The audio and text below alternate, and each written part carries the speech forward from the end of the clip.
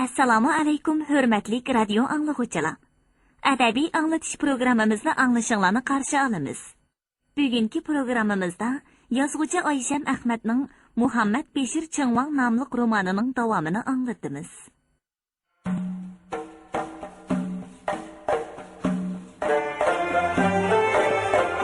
Allah Taala'nın berkatida yurtimiz aman, ittifoq, xalqimiz bayashat yashavatıdır. Xalqlar, olvan siliq to'la, tökey desem aşım yok. Bu siliqni tökmesden tiriklikte başım yok deb ingrab yürüydü. Şunu səmanlarga sep qo'yayki, har qandaq bir ish boshqaruvchining millatiga qaramay, qilgan ishiga qarash kerak. Hammada niyat xolis, pok bo'lish kerak. Hey aka, ishkimiz o'xshashli bo'ra. Bo'ra bo'rni yemaydi.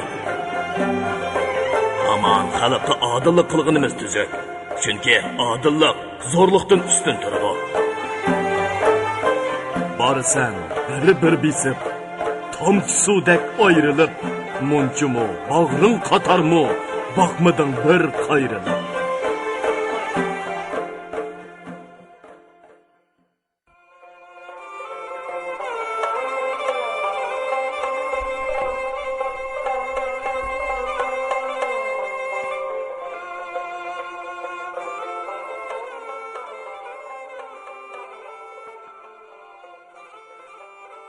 Taciddin Tejibigim, janoblari, yoshqi cho'ng bo'p qoldi.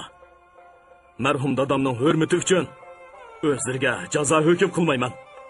Lekin shuni deb qo'yayki, buningdan keyin o'rnining ishlariga aralashmay, uylarda aramaslar. Xo'sh, qulluq bang'ojam, dedi Taciddin Tejib. Lekin uning mansab tutgan chiroyida qon qolmadi. Putlari bukilib, qo'llari titrab ketdi. Ammo yana bir narsani degusi kelib, Vang'ojamga qulluq qilib dedi. Ulug' Vang'ojam, nazarlariga bir narsani askartkim kelyapti. Malol ko'rmagaylar. Xo'sh, qulluqim o'zlarda. Hammamizga ma'lumki, avom puhra o'rda uchun bir qul hisoblanadi. Eshakni akilasang o'qirg'i chichidi degan gap bor. Ularning haddidan ishib, Hazratlarining muborak to'y kunlarida ishq oldida g'alyan qilishi bu odatga ish emas. Bu jihatda biror qutratquchi bormikin deb o'ylab qoldim. Bugun mening ishkimga kelganlar, ati boshqa bag xo'jalarning ishkiga o'g'illigi bo'lsa, o'rda oldiga kelishi mumkin. Bu vaqtda Vang'ojam hazratlarining va boshqa bag amirlarning bexud bo'lmasligi zarurdir. Janoblari to'g'ri gap qildilar. Bu haqiqlab ko'rishga tegishli ish. Bugun bu yerda Sovurbek ko'rinmaydi-ku. Xo'sh, Vang'ojam, men ma'lum qilay. Dedi Vangning xos ma'lumchi begi Shosilinbek. Sovurbek va ayoli Menis Appaq to'yning 2-kundan boshlab to'yga qatnashmadi. Og'riq siloq bo'lib qoldimikin deb surishtirib ko'rsam, Menis Appaq osmisni qo'yib, sipildab yurgidek. Sovurbek bo'lsa, xotin tomga 2 qitim otliq chiqib ketdidak. Xotin tomda nima qilib yurgidek u? Shosilinbek endi bir narsa deb turishiga o'rdi ma'lumchisi. Vang'ojamga ma'lum bo'lg'ay. Ijozat. Yurtimiz oltinliqidagi Chini gumbaz qurilishiga namuni ko'rib kelish uchun Qashqarga ketgan dalachi Mehmet Niyaz begim qaytib kelgan. 10 kundan beri Vang'ojamning qabul qilishini kutib turmoqda. Shunga hozirlarga kirsinmikin? Kirsin.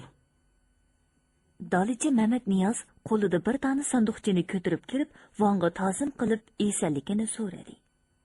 Harmang Mehmet Niyaz bey, yo'l yiroq, jafo chekkansiz.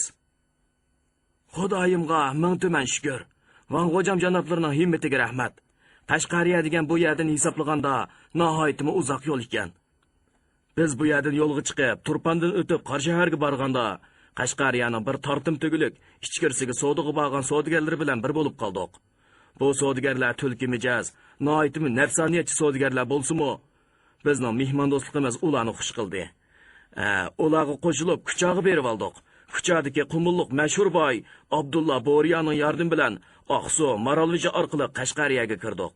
Yo'llar qaqas cho'llik, qumliq, tog' idirliq, bo'stonliqlardan iborat ekan.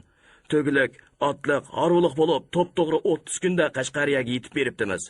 Inshaalloh, tinch omon qaytib kelib oldik. Wang beshini irg'itib qo'ydi. Dolichi Mehmet Niyoz o'rdining qurilish ishlariga mas'ul bo'lib, ota bovisidan tartib qurilish ishlarida nom qozongan kishilardan edi. Manga nima sovg'at ep keldingiz? Ko'rib baqay. Dedi Van Mehmet Niyoz begning qo'lidagi sanduqchaga qiziqib. Xo'sh, Van xo'jam. Degenicha Mehmet Niyoz beg sanduqni ochib, qo'noq shehri yasalgan bir gumbaz shaklini Vanga ko'rsatdi. Van buni ko'rib kulib ketdi.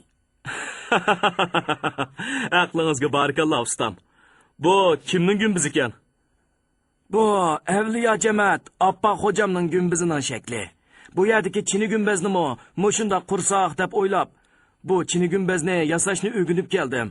Butun qurilishni o'z ko'zim bilan ko'rib, bir qism taraflarini qog'ozga putib keldim. Bu bo'lsa gumbazning tashqi ko'rinishi. Bu qo'noq shahrida yasalgan gumbazning shakli haqiqatan mukammal ham chiroyli yasalgan edi. Muhammad Beshirvan mamnun bo'lgan holda: qani beglarim, hammalar ko'rib beqsalar, bo'lamdi ekan. Tayji beglari qo'ldan qo'lga elishib, bu gumbazning shaklini maqtab ketishdi. Mehmet Niyoz begning hunariga barakalloh o'qishdi. Hisoblab ko'rdingizmi? Qanchalik xarajat ketkidak? Xishka ishlarini qanday qilamiz? Hammasini egilab keldim Van xo'jam. Xishni o'zimiz qo'yamiz. Ka ishlarini o'zimiz pishiramiz. Chiqib masalasi kelsak, balkim jiqnas ketmas. Bo'ladi. Amsa ishni harduqingizni ililib boshlang. Avval bir umumiy plan bo'lsin. Planga qarab ish qilaylik. Bu ishni tövanda siz yuqorida o'rdidagi qurilish ishlarini boshqarish o'rni bejardi. Buningga Ne'matulloh tajibigim muakkal bo'lsalar. Bosh ustiga farmon bardarman Van xo'jam. Van kulimsirab Mehmet Niyoz begga qaradi. Qani Mehmet Niyoz beg. Bu o'ltirgan beglarga Qashqariya haqida ozroq so'zlab bering. Shahar ko'rmak, jahon ko'rmak degan gap. Qashqar degan bir cho'ng shahar. Xo'sh, Van xo'jam. Biz u yerga savdogar sifatida bog'liqimiz uchun hukumat ishlarini surishtirib ko'rmadik. Qashqarda 10 kun turiblik qaytdik. Van xo'jam degandek, Qashqar noyt, cho'ng, noyt obat bir shahar ekan. Qashqariyaning shimolida Tangri tog'lari, g'arbida Pamir cho'qqillari, janubida Qoraqo'rim tog'lari qad ko'tarib turdi ekan. Qashqariyaning Xotan daryosi, Yakan daryosi, Qashqarning Qizil daryosi eqib o'tadi ekan. Bu daryolarga Oqsuv daryosi, Kucha daryosi qo'shilib, hayvatlik Torim daryosini hosil qiladi ekan. Bu shahar bog'i bo'stonlari va qad ko'tarib turgan masjid, madrasalari, xonaqolari bilan hayvatlik ko'rindi ekan. Qashqariyalik bir olim kishi bu shaharni bizga tonishtirib, Qashqar islom diyori, azizlar yurti, mashhur zotlarning faoliyat markazi, Esilzoda amirlar makoni, ulug' olimlar tug'ilib o'sgan makon dedi. Bu shaharda odam noyt ko'pkan. Erlar ustiga gullik chakmadan tikilgan kiyim-kechak kiydi ekan. Ayollari yuzini yipib, ro'mol sep yuridi ekan. Yana texe teri juva, teri shalvur kiyib, putiga cho'riq tortib olganlarni ko'rdik. Rastilar avatgan. Oshpuzullar qaynab ketadi ekan. Hindiston, Pokiston va boshqa davlatlardan kirgan savdogarlar gazminlarni yeyib savdo qiladi ekan. Voy, xudoyim. Van xo'jam, nimani degan bilan o'z yurtiga yetmaydi ekan. Bizning yurtimizdek pokiz, ovat shahar yo'q ekan bu dunyoda. Van kulib ketdi. Beglarmi kulishib, go'ng'ir-mo'ng'ir bir nimalarni deyishib oldi. Andin Van beglarga ijozat berib, Ne'matulloh tayji bilan Shoselim begni elib qoldi. Shoselim begga jiddiy qarab so'radi. Qani, desizlar, So'rbek xotin-tomdan nima qilib yuribdi? Tajiddin Tayji begimning ishkiga g'avg'o qilib bag'allarni qutratgan Ashu So'rbek ekan. Aslida xotin-tomdagi 4 odam o'rniga arz qilg'ili kelgan ekan. Van xo'jamning muborak to'y kunlari bo'lg'achqa, to'ydan keyin kelinglar deb qaytirgan edik. Lekin So'rbek buni Ashraf degan bir qimorvozdan anglab, Ashu qimorvozni yeniga ilib berib, tog'chilarga o't qepishtirib kelgan gap. Anglasam, ular butun tog'ni qutratgan o'xshaydi. Lekin xalq Van xo'jamga yuz qarliq qilsaq bo'lmaydi. Bu Xudoning irodasi bilan bo'lgan gap. To'xtaxonning peshonasiga shundoq putilgan ekan. Biz arz qilamiz, g'alyan qilib oldiga bormaymiz deb unimaqdi. Ular ondek odamni tezi berib aldab ep ketibdi. Ashularni Tojiddin Teji begimga salgan gap. Ваң оччыгыда кулакларыгыча кысырып олтырып кетти. Әмма бер нәрсе демәди. Yanımı ba'zi gaplar bor edi. Selim Soqbek to'y kunlarda Ordu saroyda bo'lgan mashrabdan qaytib berib, xotin Ra'noxonni urib, yuz ko'zni ko'katib, ondan uni 3 taloq qilib xetin beribdi. Selim Soqbek? Shundoq man hojam. Bu kishi Najmiddin Boy degan kishining eng chong o'g'li. Eliqa Ashraf degani ikkinchi o'g'li bo'ladi. Bildim. O mening bilan bir madrasada o'qigan. Ваңның көз алдыға яздымы бешігі тумақ, пұтығы күн өтіп кейіп үйрідіған, құлақ бойыларының қып-қары кірбесіп кәсімі юмайдыған, бір киімні кейіп алса, ұппырмығычы салмайдыған, геп қылыл десе, біз деген паланчы байның оғлы едіп қақны яратмайдыған. İşçitar, әсет қор, ғайбет қор Selim Soqbek келді. Selim Soqbek, әні шында құй пәйлі білән 45 yaşқа кіргече xotun alalmay yürüdü. Ahir, ota-onasidan chashliq bo'lganda yetim qolgan Ra'noxonga uylendi. U Ra'noxonni olgandan keyin xeylili o'zini tuzab yuradigan bo'lib qoldi. Ammo uning kundoshligi nihoyatda ig'ir bo'lib, Ra'noxonni zodili oromligiga qo'ymaydi. Kechsi mana biri tuviga dangal otdi desa, kunduzi palonchi eshikdan munch qetib marab o'tdi-g'u deb xotini bilan urushib turadi. Әдідін кәшкіше нәші чекіп, қалпықығы нас ташлап, күнні өткізетті. Ra'noxon mu, shundoq әрге tegib qalğanıga jaq toyuvatqan kunlarda, yeliqi oqshimi g'ururi bilan poto o'ynab, bit etishib qo'ygani Selim Soqbekning kundoshlik bilan to'lgan ko'nglini teximi o'rtibdi. U shu oqshimi uyiga beribla og'zini buzib xotinini tilladi. Uning og'zidan chiqayotgan til ahonatga odam chidab turg'ili bo'lmaydi. Uning ustiga Ra'noxonni urib, yuz ko'zlarini ishtavatdi. Bundaq ahonatlarga chidamay orali turgan Ra'noxon hozir xetimni ba deb turib oldi. Natijada o'zini man deb yuradigan bu bey xotinini 3 taloq qilib xetini beravatdi. Wang mashrabdagi beyit aytishlarni anglagan bo'lsa-mu, bu qumulning mashrablarida bo'ladigan bir odat yoki qiziqchilikku deb o'ylaydi. Bugun anglagan bu gap Wangning g'ururiga tegdi. Wang xo'jamning muborak to'yida tuxumdan tuk undirib, xotinini urib qo'yib o'tish degan qandoq gap? Begunoh ayol kishini urib, tillab haqorat qilsa bo'lamdi. Wang g'azbi o'rlab farmon qildi. Na'matulloh Teji begim, farmonni ijro qilsalar. Begunoh xotinini urgan Selim Soqbek aman qalqiga surgun qilinib, kuchli tutishga buyurilsin.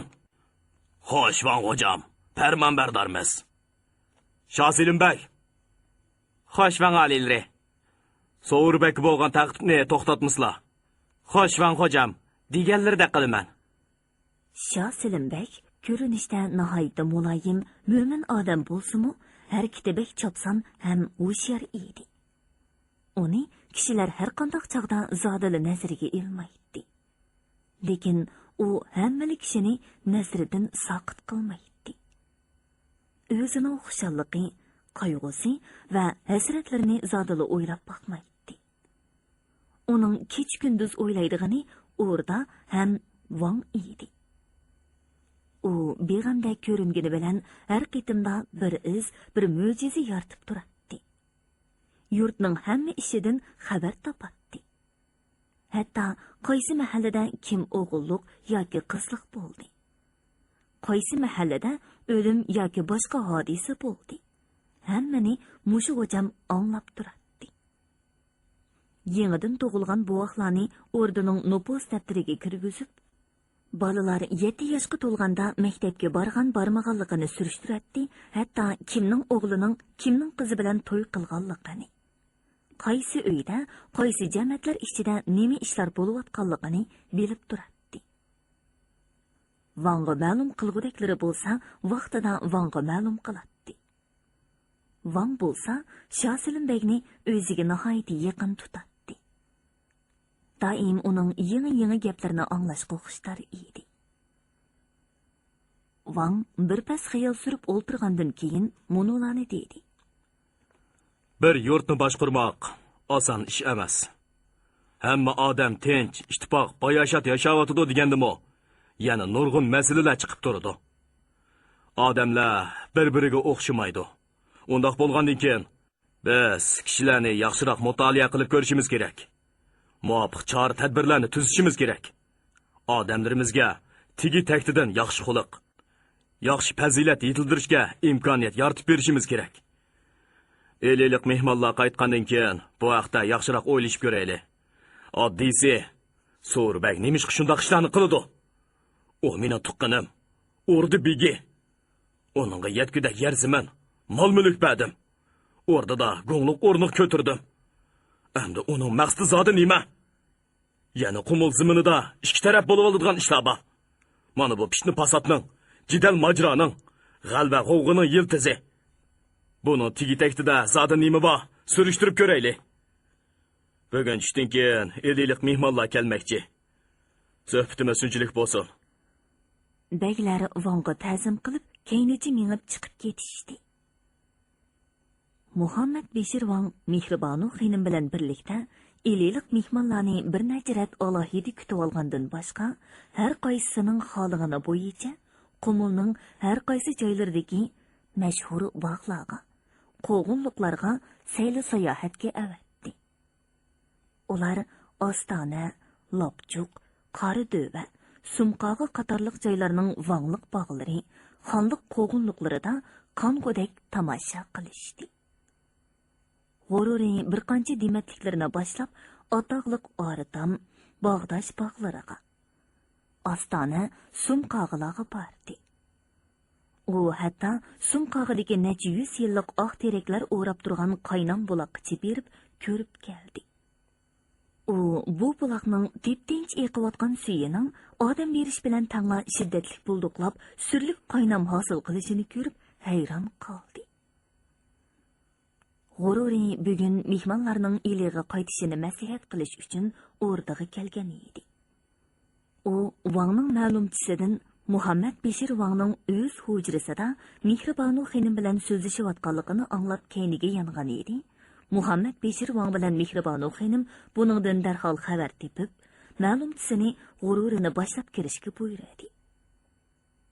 G'ururi taxtlik saroyda Wangning kutib olishiga muyassar bo'ldi. Yanada Mehribonu xonim bor edi.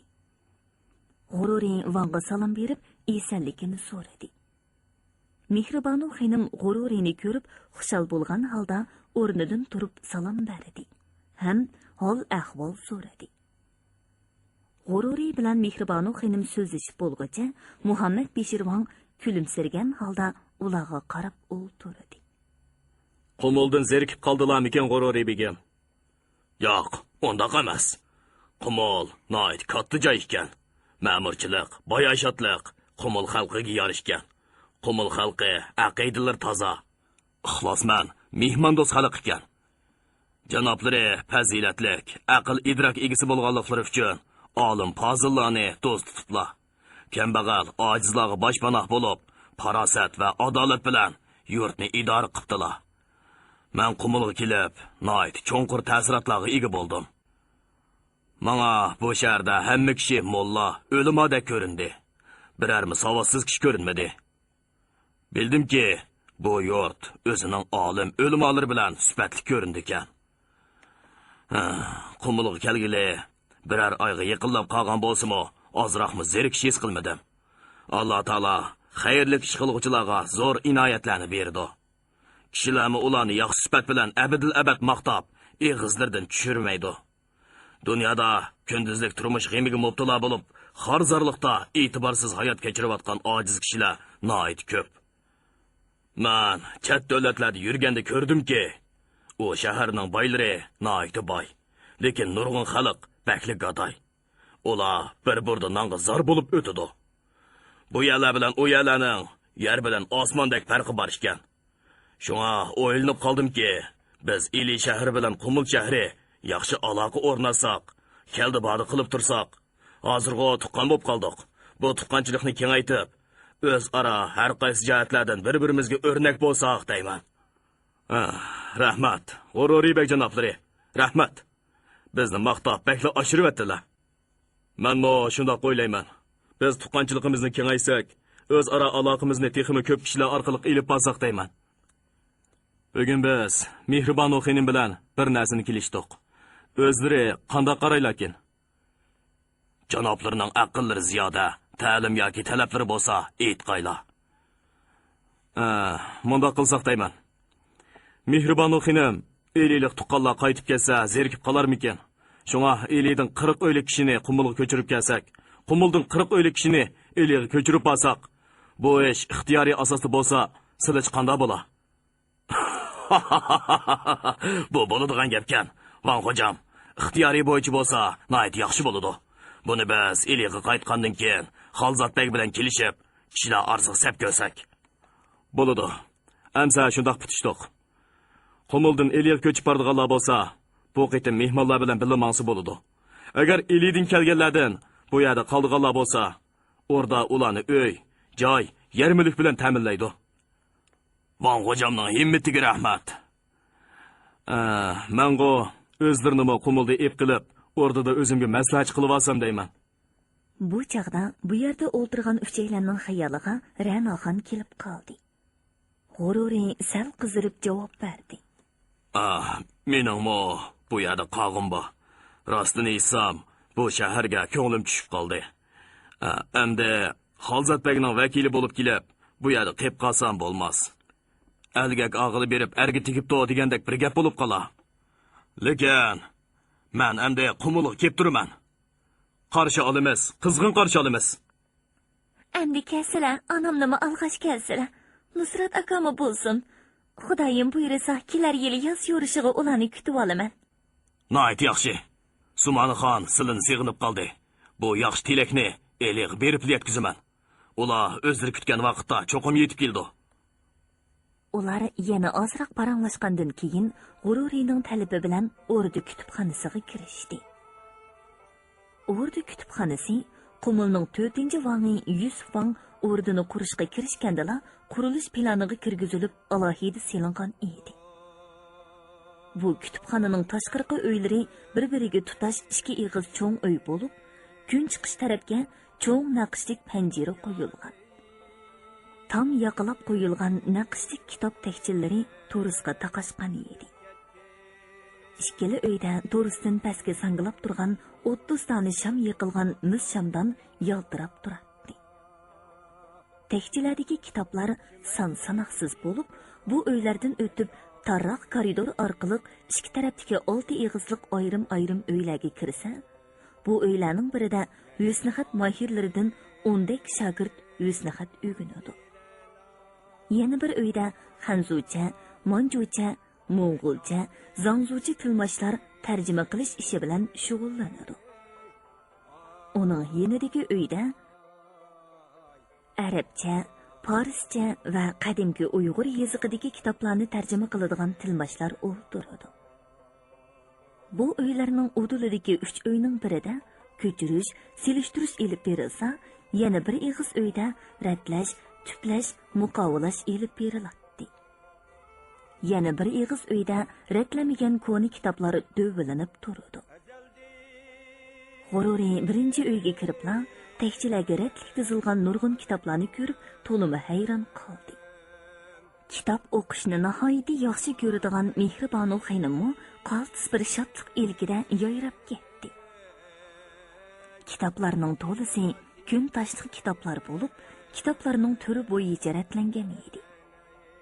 Yana nurg'unlagan kitoblar ko'chirilgan nusxalar bo'lib, tuplanish, muqovalanish jihatda nihoyatda mukammal edi. Oldi bilan G'ururi bey bilan Mehribon o'qinimni ko'zga ko'ringidek joyga tizilgan cho'ng-kichik Qur'onlar jalb qildi. Muhammad Beshir Vang ikkiga ayirib tizilgan Qur'on Karimni ko'rsatib, bu yoqdikisi arab allaridan kirgizilgani, bu yoqdikisi bo'lsa o'xshash taqlidda ko'chirilgani degan edi. G'ururi bey ko'chirilgani bilan chatdan kirganini selishtirib ko'rib, taqlid ko'chirilganining xat shaklining chiroyliligini, muqovisining mukammal sifati ishlanganligini maqtab ketdi. Bu Qur'onlarning ikki tarafiga Qur'on tafsirlaridan ilmu al-tafsir, ilmu al-hadis, ilmu al-kalam, Sahihul Buxoriy qatorliq nurg'un kitoblar tizilgan edi. Uning nerisidagi jahozida Jahonnoma, Qisasul Anbiya, Hidoyatnoma, Shohnoma qatorliq kitoblar ko'zga chiliqib turadi. Bu kitoblarning bir qismini Qashqar, Xotan, Yakan qatorliq shaharlarga bog'lanlar. Yana bir qismini savdogarlik, haj tavob qilish bilan chet davlatga bog'lanlar ilib kelgan ekan. Bu kitoblarning ko'pinchisi rahmatli dadam va bovam zamonisidan qolgan kitoblar. Aytishlar qaraganda, bovam rahmatlik sumqog'iga tushkun bo'lgan savdogar va din taratquchilardan 10 tog'arda kitob setib olgan ekan. Bular bo'lsa, mushu o'rdada ko'chirilgan eng burunqi koni kitoblar. O'g'iznoma, Chashtoni Eligbay, Oltin Yaroq. Bu kitoblar balkim ulug' bovimiz Abaydulla Tarxon bey davridan qolgan kitoblar bo'lsa kerak. Anglasam, Jansu tarafdan kelgan seriq Uyg'urlardan biri buni o'rdaga taqdim qilgan ekan. Bu butunlay Budda diniga oid hikoyalar ekan. Bu kitoblarning osti tarbiga Rabg'usining Yusuf Salayha, Navoiyning Farhod Shirin, Hirqitining Muhabbat va Mehnatkom nomli kitoblari qo'yilgan edi. Yana bir kitoblar bilan bir qatorda Tohir Zuhra, Alif Layli qatorliq yo'g'on kun toshliq, rangdor rasmlik, har bir beti gul naqsh qilingan hikoya kitoblar turadi. Yana bir jahozda Mashhur noma, Zafarnoma nomli kitoblar hamda Xo'ja Hofiz, Bo'ston, Guliston nomli kitoblarning asli nusxasi va darslik uchun ko'chirilgan nusxalari to'p-to'p bo'lib turadi. Bular hozir yangidan qurilayotgan 12 tog', 5 shahar, Qumul shahri va Qumul shahri atrofidagi yezi kanitlardagi 55 boshlang'ich maktabga avatib berishga tayyorlangan o'qish materiallari edi. Vang buni ko'rib baxush bo'lib ketdi. Uduldagi jahozda o'rdada to'plam qilingan kitoblardan Abid Qumuli she'rlari, Zuhuriy she'rlari, Imingung she'rlari, Zemiri she'rlari qatorliq she'rlar to'plamlari va nurg'ulg'an donglik shoirlarning she'rlariga qo'shilib Abid Qumulining she'rlari gavdalik to'plam qilingan Boyoz nomli she'rlar to'plami turadi. G'ururiy Boyoz nomli to'plamni qo'liga ilib varaqladi va uningdagi munu she'rni o'qidi. Bu saodatga seni yetkizdi, Abid shukr qil. G'ozi Davron Ubaydullah, Mir Qomili. Demak, buningdan qaraganda shoir Ubaydullah Tarxon bey davrida yashagan. Bu to'plam nihoyatda chiroyli ham ko'rkam husnxat shaklida tuzilgan bo'lib, to'plamning o'ttirdagi bir varaqaga Muhammad Beshirvangning onar suratlik oltin tomg'asi besilgan edi. Janoblari, bu divonni ko'rib bo'lgandan keyin tomg'alarini besib qo'yganmi? Shundoq, o'rdada ishlangan kitoblarning ko'pini o'zim ko'rib chiqaman. Ular bu uydagi kitoblarni xeyli tafsiliy ko'rib chiqqandan keyin ishkarki uyga kirdi. Bu o'xshashla cho'ng bir eg'iz uy bo'lib, jahozlari texmi hayvatlik, kitob tekchilari texmi ozodi edi. Bu yerda texmi qimmatli kitoblar bor. Mana bu Maytri Simet, ya'ni Maytri bilan uchrashish degan kitob. G'ururiy kitobni qo'liga oldi. Bu koni Uyg'ur yozig'idagi kitob bo'lib, qattiq muqovining ustida naqshlangan edi.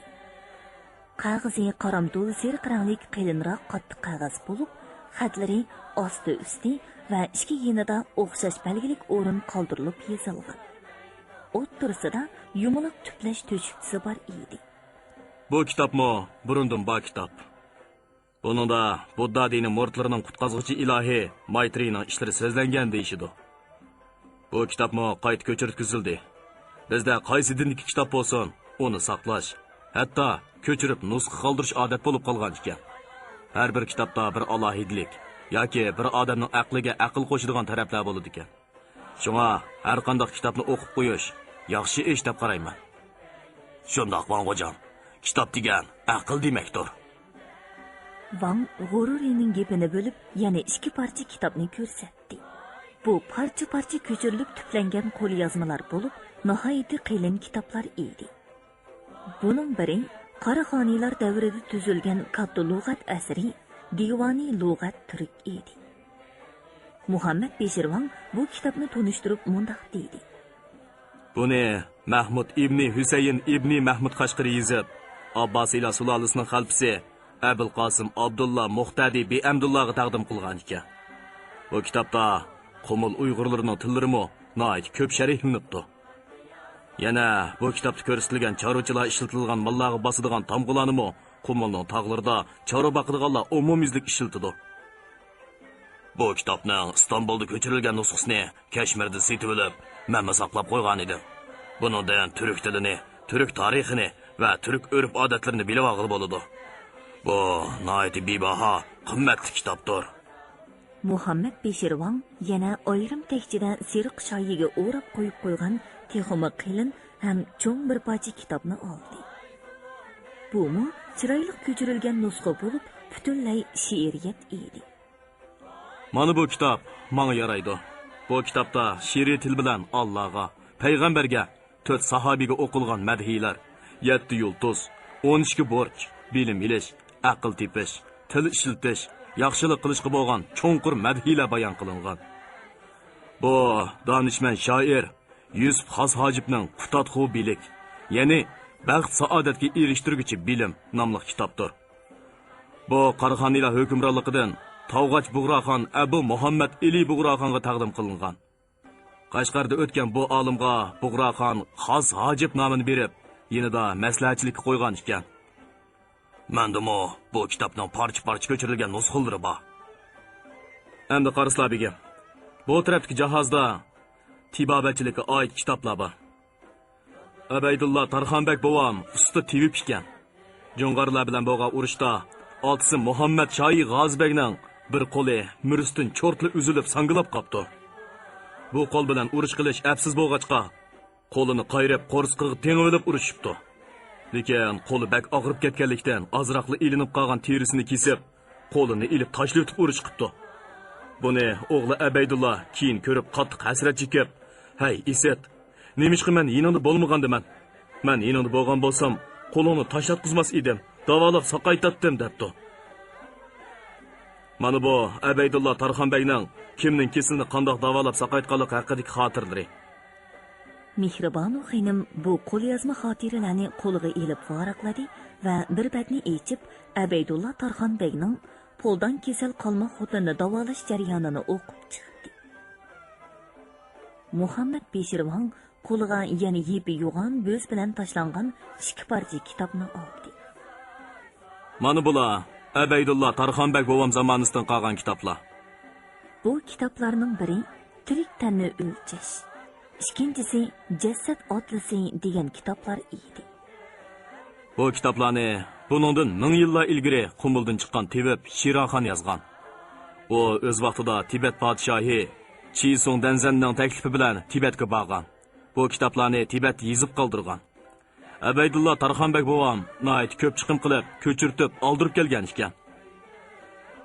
G'ururining nazari yana 4 parcha kitobga tushdi.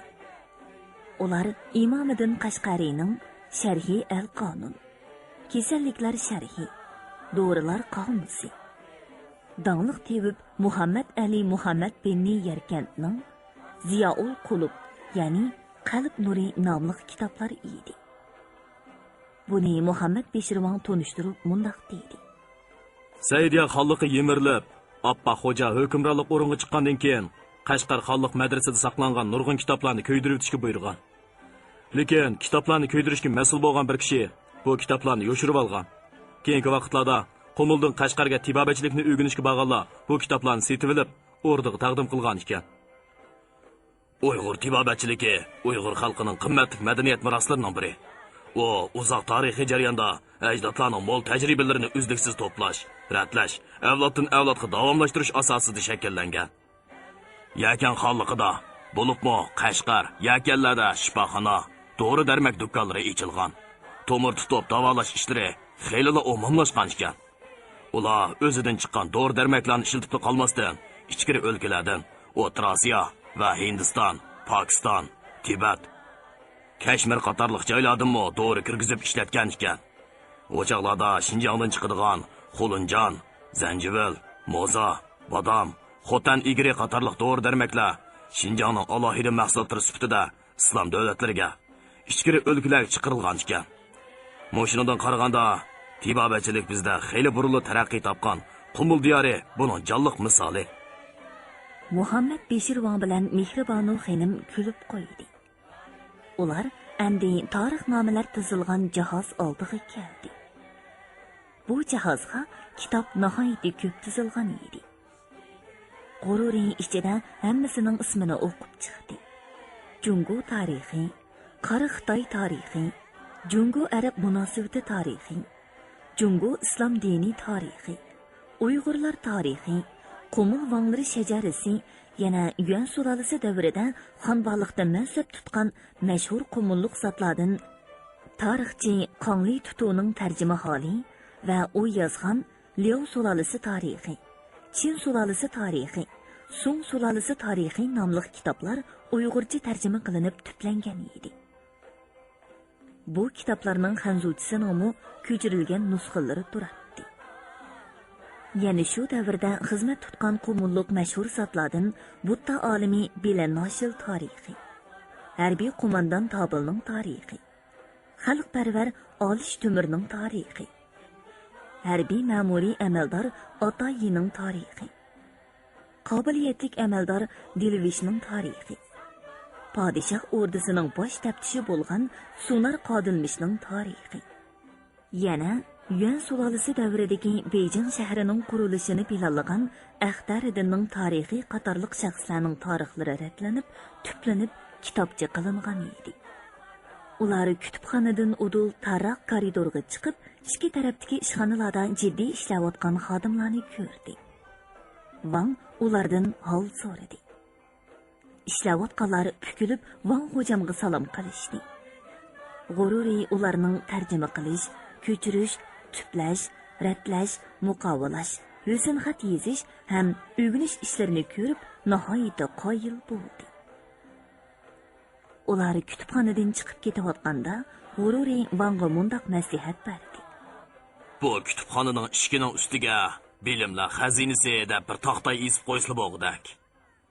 Hurmatli radio anglag'uchilar, yozuvchi Oyshan Ahmadning Muhammad Beshir Changwang nomli romanini bugun mush yergacha anglatdik. Davomini atidagi programmamizda anglag'aysizlar.